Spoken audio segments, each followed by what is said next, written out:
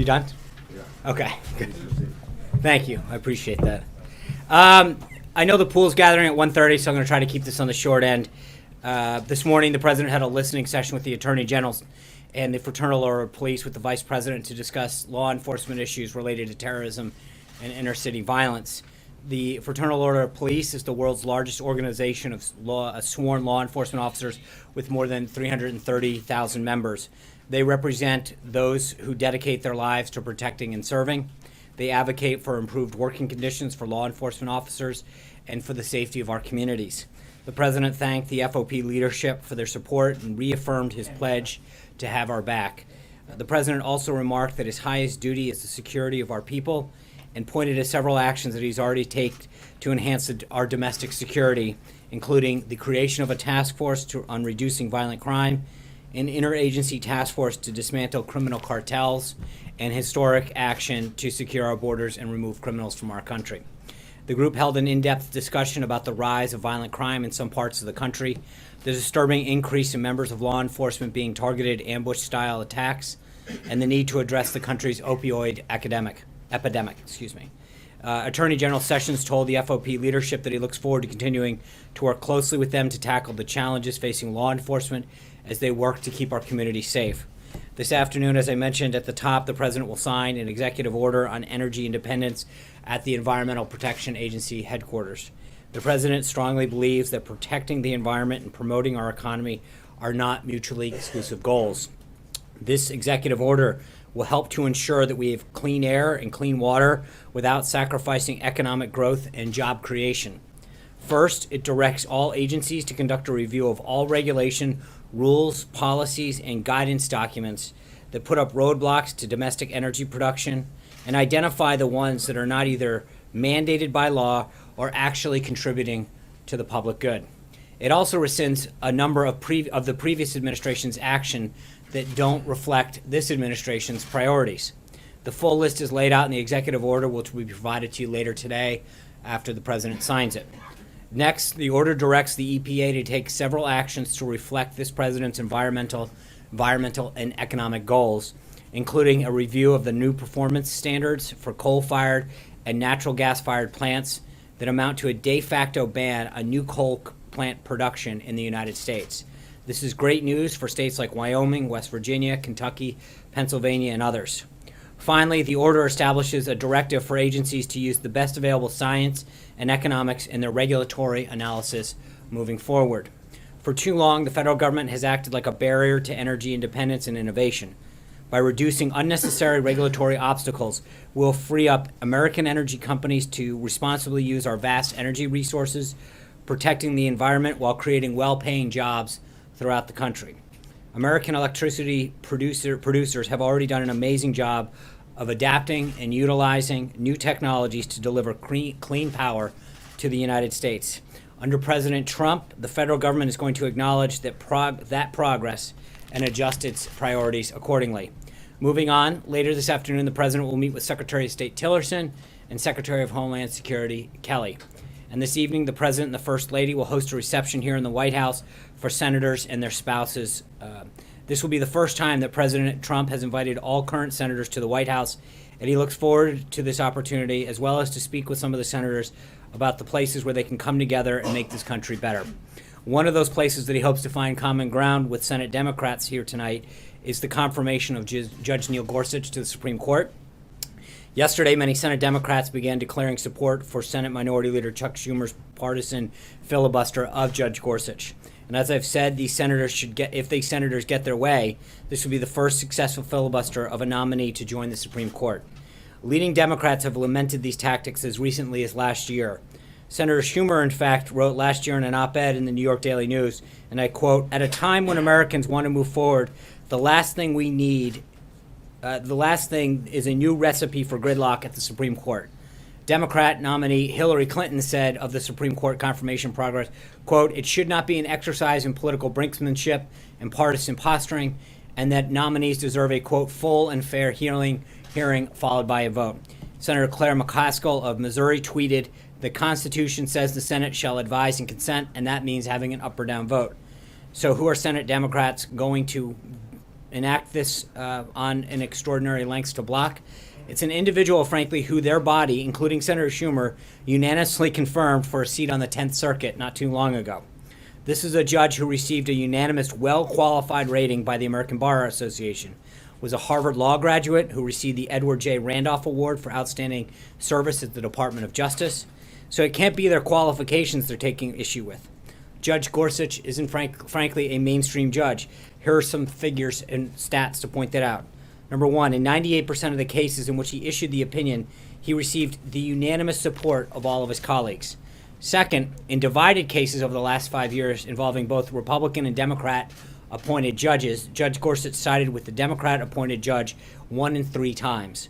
When the shoe was on the other foot, when a Supreme Court nominee for a Democratic president went through the confirmation hearings and meetings with senators from both parties, neither Justices Kagan nor Sotomayor faced an attempted Senate filibuster. Both received Republican votes in support of their confirmation. In fact, during the Kagan nomination on the Senate floor, when Senator Harry Reid planned to file a cloture motion to bring Kagan to a vote, it was then Senator and now current Attorney General Jeff Sessions who stopped him and said, quote, "I have a high standard before I would attempt to block an up or down vote," and asked Senator Reid to proceed with a vote without the need for overcoming a Republican filibuster. Judge Gorsuch had met with most of the Senate Democratic caucus. He has gone through days of hearings and answered probing questions. He is eminently qualified and deserves the deference and consideration from the minority Senate Democrats that President Obama's selection were given once they had gone through the confirmation process. A few things I want to highlight. Last night, the president announced his intent to nominate Makan Delrahim to serve as Assistant Attorney General of the Antitrust Division at the Department of Justice. And this morning, we announced the president's declaration that a major disaster exists in the state of Nevada and ordered federal assistance to supplement recovery efforts in the areas affected by severe storms, flooding, and mudslides this past February. And finally, this morning, the president was pleased to see that Ford announced $1.2 billion investment in 3 manufacturing facilities in Michigan just 2 weeks after automobile executives came to the White House and met with the president. This adds to the growing wave of positive news, jobs news under the president, and continued investment from Charter Communications, his approval of the permit for Keystone XL pipeline on Friday.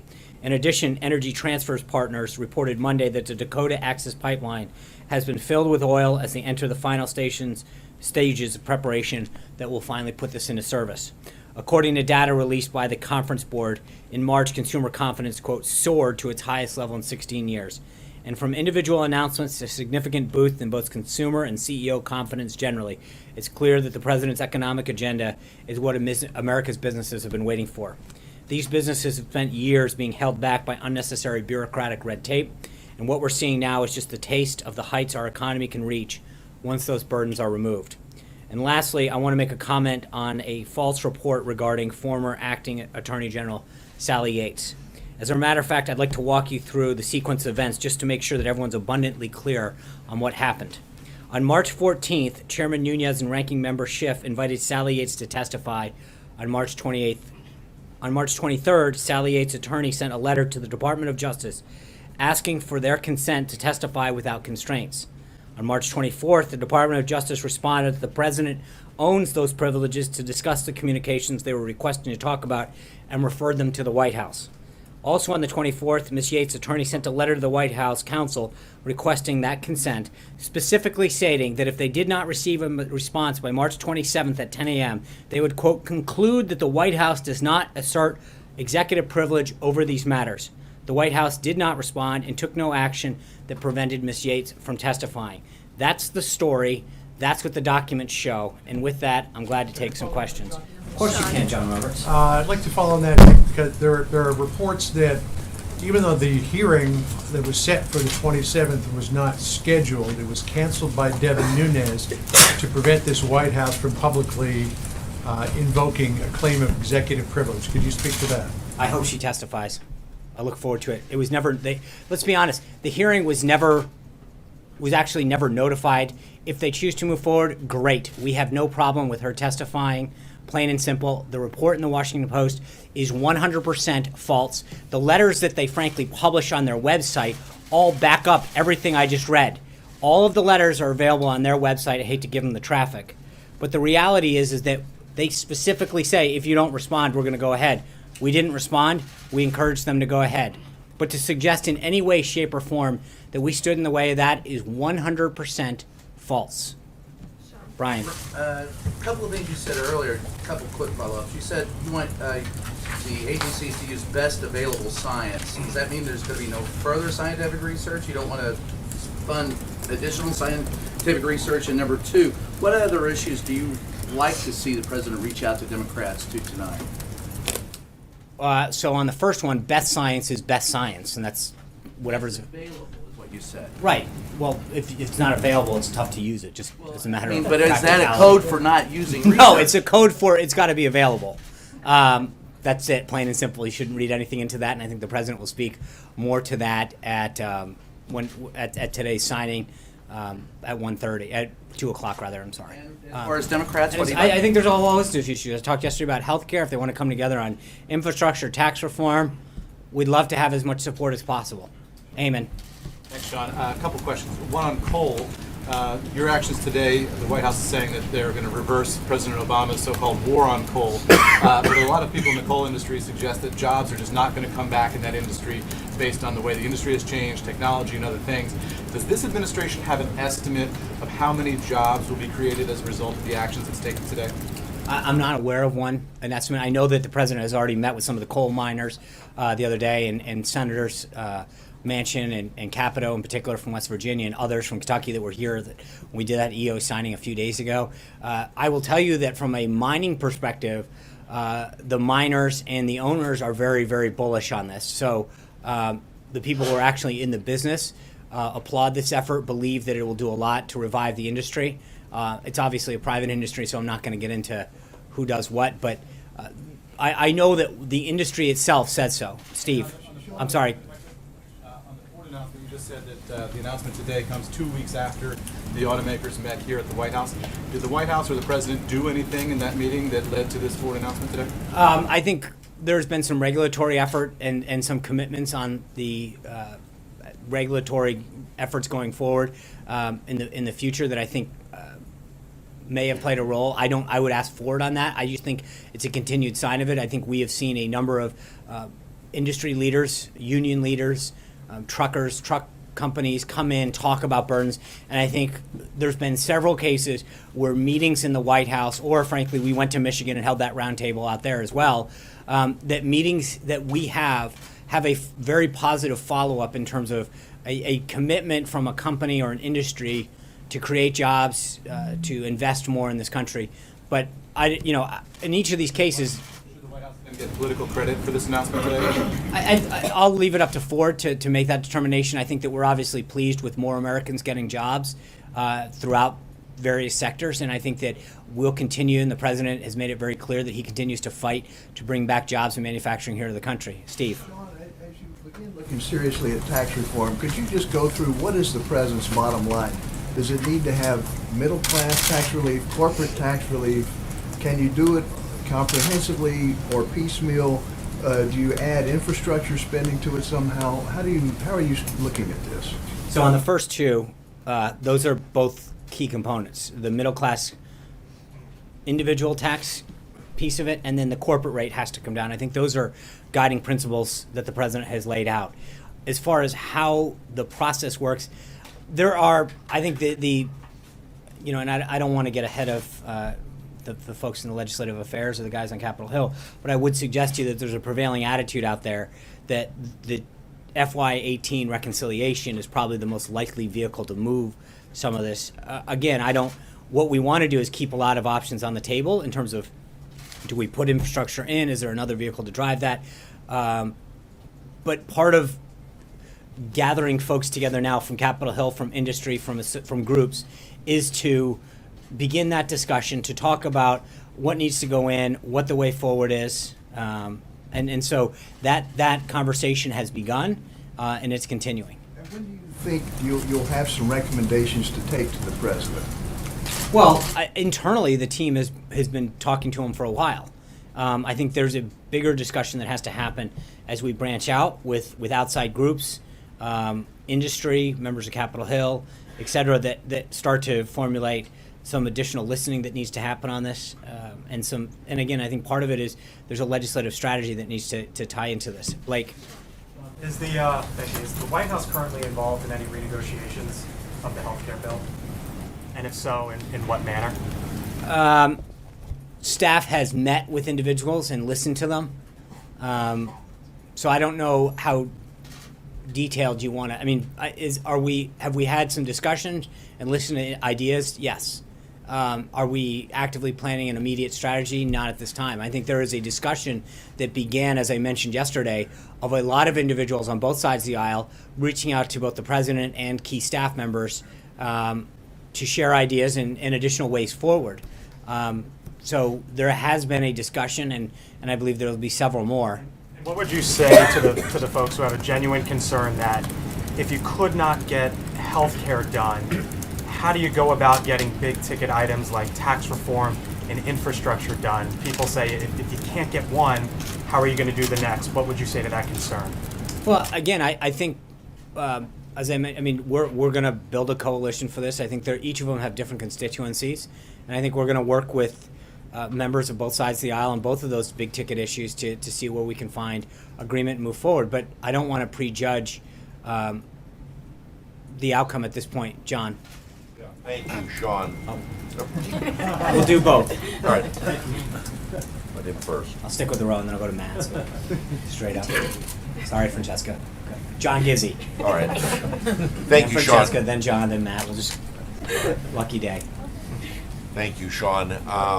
Just as a follow-up question on Blake's, did the president himself have any discussions with Speaker Ryan or Leader McCarthy or anyone over the weekend about health care and making an actual vote on the American Health Care Act? And one got the impression from Speaker Ryan today that he was going to try to pass this with Republican votes, which would contradict some of your statements about reaching out to Democrats all along. Has any of this come up with discussions between each side of Pennsylvania Avenue? So I think I talked yesterday. They have spoken a few times about different strategies, different ideas, different policy aspects to the bill. Absolutely. At least on at least 2, maybe 3 times they've spoken. And I know several of our staff members have also engaged in discussions again to talk about potential ways forward. So that those conversations have occurred. I think that's what I mentioned to Blake. I mentioned some of it yesterday. And if we can find a way forward, we'll do it. But look, I don't think, just so we're clear, John, to your question, I'm not saying we've picked a strategy, we're going to go with this group or that group. I think the president several people reached out and expressed an interest. And the president's view is that he's willing to listen to them and hear what their ideas are. And, I made a comment yesterday that was, that just so we're clear, we have, let's call it, 205, 207, somewhere in there, votes, right? Maybe 210, depending on what it is. The point that I made yesterday is to get to 216, to get to 218, depending on the day of the week, there are certain things that people want that would take what I think the president views as a very good bill that weren't worth doing it because they would make the deal bad. And so the question is, can we add the additional votes in ways that enhance the bill or bring people over that have been previous skeptics?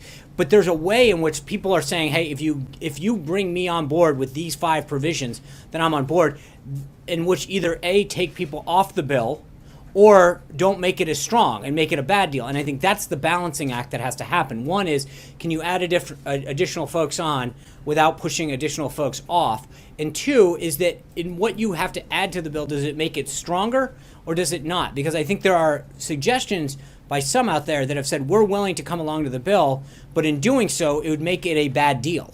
And that's an important aspect. It's how do you take whatever that number is that we have now and get it up to 216 to pass without losing people and or making it a bad deal. So hold on, And you Glenn, can I've have it already. done with Republican votes, not Democrats. However we get there, John. Francesca. Thank you, Sean. Yesterday, you weren't able to tell us very much about Congressman Nunes' visit to the White House or to the White House grounds to view classified information last week.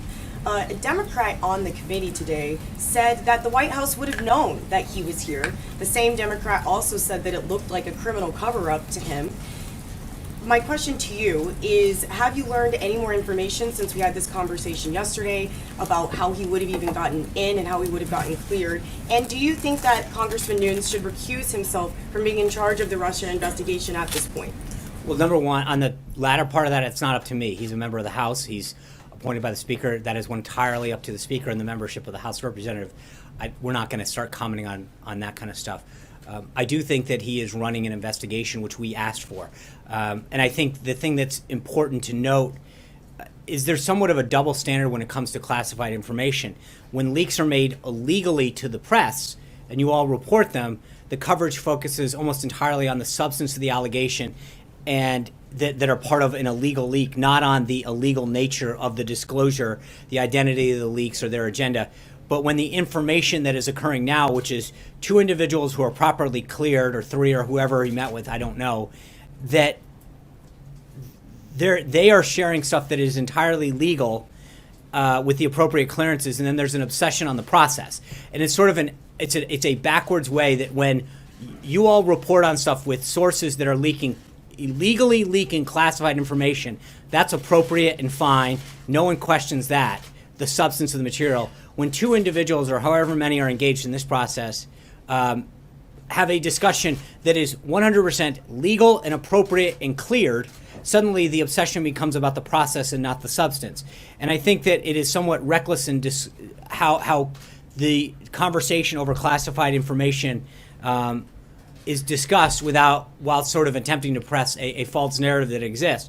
So while it is completely appropriate to share classified information with individuals who are cleared, it is clearly not the case to do that when it is illegally leaked out. And I think that's sort of the irony of how this whole conversation has gone. John. Thanks a lot, Sean. Just following up on your statement in regards to the Washington Post story that you say is false. Did the White House counsel office ever consider invoking privilege as it relates to Sally Yates testifying before this congressional committee? No. And why is that? You certainly would be in a position to invoke privilege. After all, these were privileged communications between the acting Attorney General and the Executive Office of the President. That would fall. I know this would be a shocker, but again, part of it is that I think that we've been very clear that when you actually get to the bottom of the facts, every single person who's been briefed on this, as I've said ad nauseum from this podium, that they've been very clear that there is no connection between the president or the staff here and anyone doing anything with Russia. And I think that the view here was great. Go share what you know. So, no, and that's why the Washington Post should be ashamed of how it handled this story. It was 100% false. The letters that they actually published back up exactly what we're saying. That she was asked about this information. Their attorney asked the DOJ. The DOJ said that she had to ask the White House. They made it very clear, if you don't do this, we are going to go forward. We had no objection to her going forward. That's it. I do. What's next? I get it. Sean, There's an order here. just quickly following up on that, I have 2 questions on 2 different topics. So we're taking what you're saying, that's as assurances that Chairman Nunes's decision to call off that hearing did not have anything to do with any pressure from the White House? No. Okay, thank you. On a different topic, we're seeing more states, Maine, Virginia, and Kansas specifically, moving to expand Medicaid under the Affordable Care Act, joining the 30-plus states that have already done that. What's President Trump's message to Republican legislators and legislators generally in those states now that the Affordable Care Act's future is so uncertain? I think there's a reason he explained to Congress, and especially members who have talked about entitlement expansion, why we should have passed this bill last week and why we need to address it now. This is a major issue. It was one of our talking points, so I hope they listen. So he opposes expansion in these states. I think he understands that the way that it was handled in terms of the able-bodied provision under that right now are leading to an implosion on that piece of the entitlement, and that there was an opportunity to refocus it and to push the money and a lot of the authority back to the states to best determine how to handle issues within their states, both in terms of high-risk pools and individuals that they wanted to cover. So frankly, the bill made it a much more states' rights program and a much more states' rights decision-making process in terms of how to care for the populations that they had to address. Cecilia. Thank you. Just a couple things on the Yates thing. So how and when exactly did the White House encourage her to testify? Well, the letter that her attorney sent literally says that if we do not receive a response by March 27th at 10 a.m., I will conclude that the White House does not assert executive privilege over the matters with respect to hearings or otherwise. I don't think you can be any clearer than that. And so you're saying now executive privilege does not... No, I'm not saying anything. I'm literally, that's what she wrote. The action was, if you don't act, then we will assume the following. Great. I don't think that you can read that any other way. It was I'm sure, a very talented, he is a very talented lawyer and wrote it specifically for it. We read it that way and chose to not act because we have no problem with her testifying, plain and simple. So executive privilege is not an issue for Sally Yates, would have not have been an issue for Sally Yates testifying. That's correct. Okay, thank you. And following up, one issue, you want to add? No, I don't, it's interesting. I mean, this is very clearly worded, and yet somehow you're asking me how to interpret that in any other way than literally reading plain English. Okay. Interpret something else for me. Does the president still believe that climate change is a hoax? I think you'll hear more today about the climate and what he believes. I think he understands. He does not believe that, as I mentioned at the outset, there's a binary choice between job creation, economic growth, and caring about the environment, and that's what we should be focusing on. I think at the end of the day, where we should be focusing on is making sure that all Americans have clean water, clean air, and that we do what we can to preserve and protect our environment. Is it April? April, go ahead. All right, thank you. Sean, don't seem so happy. You like, go ahead. Anyway, with all of these investigations, questions of what is, how does this administration try to revamp its image? 2.5 months in, you've got this Yates story today. You've got other things going on. You've got Russia. You've got wiretap, and you've got. No, we don't have that. I know. On Capitol Hill. No, I get it, but you keep. I've said it from the day that I got here until whatever, that there is no connection. You've got Russia. If the president puts Russian salad dressing on his salad tonight, somehow that's a Russian connection. But every single person, that's, I appreciate your agenda here, but the reality is, hold on. No, at some point report the facts. The facts are that every single person who has been briefed on this subject has come away with the same conclusion. Republican, Democrat, so I'm sorry that disgusts you. You're shaking your head. I appreciate it, but understand this, that at some point the facts are what they are. And every single person who has been briefed on this situation with respect to the situation with Russia, Republican, Democrat, Obama appointee, career, have all come to the same conclusion. At some point, April, you're going to have to take no for an answer with respect to whether or not there was collusion. How do you change the perception We're going to keep doing everything we're doing to make sure that what the president told the American people he was going to do, to fulfill those pledges and promises that he made, to bring back jobs, to grow the economy, to keep our nation safe. That's what he's been focused on since day one. We're going to keep focusing on that every single day. Comes Friday. Condi Rice did not support this president. She did not go to the convention. She comes. What is on the agenda, and how is their relationship? Has it healed since 2006 when he used a very negative word to describe? Here's what I'll tell you. It's interesting that you ask those two questions back to back. On the one hand, you're saying, what are we doing to improve our image? And then here he is once again meeting somebody that hasn't been a big supporter of his. Hold on. But April, hold on. You, it seems like you're hell-bent on trying to make sure that whatever image you want to tell about this White House stays, because at the end of the day, let me answer. Okay, but you know what? You're asking me a question, and I'm going to answer it, which is the president. I'm sorry. Please stop shaking your head again.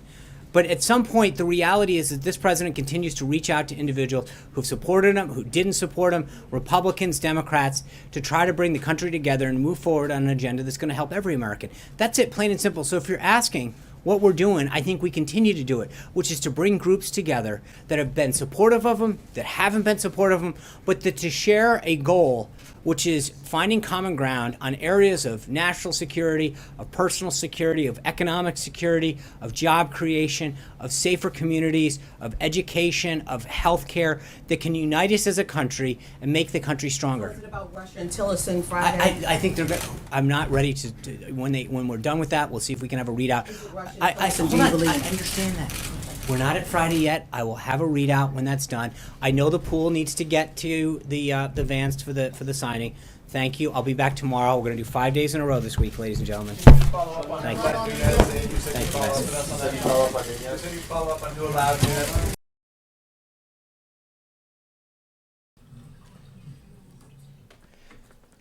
All right, folks, thank you very much for joining us and choosing us as your stream of choice. As you saw today, it was a bloodbath. Sean Spicer was on fire, and he handled them very well. And I thought it was hilarious where he said if President Trump puts Russian salad dressing, somehow that's a connection to Russia. That was hilarious. But we're going to be uploading a whole bunch of news videos today. So if you are new to the community, hit that subscribe button. Also, click that notification bell because YouTube is really broken and they're screwing everything up. I could have started streaming before that, just to get some music going or whatever, but YouTube is completely just broken. And they're also unsubscribing people. They're getting the notification bells taken off. So always check on that. Just make sure that you're subscribed to the channel if you want, to watch our content and our live streams. And also if your notification bell is turned on, because YouTube has been turning it off for some reason. So always check on that. Thank you very much, everyone. I hope that you guys stay tuned. And I hope that you guys join us later on if there's any more live streams, or you guys can check out our videos that will be coming up periodically later on today and throughout the week. Thank you very much to those that joined us last night for the news thing. I hope I can get that a little bit better so it'll be a little bit more fun. But we'll do that every single Monday starting at 5 p.m. Pacific, 8 p.m. Eastern. So thank you very much, like I said, for those that joined us last night. And join us this Friday at 6 p.m. Pacific, 9 p.m. Eastern. And we hope to see you guys soon. But until then, peace.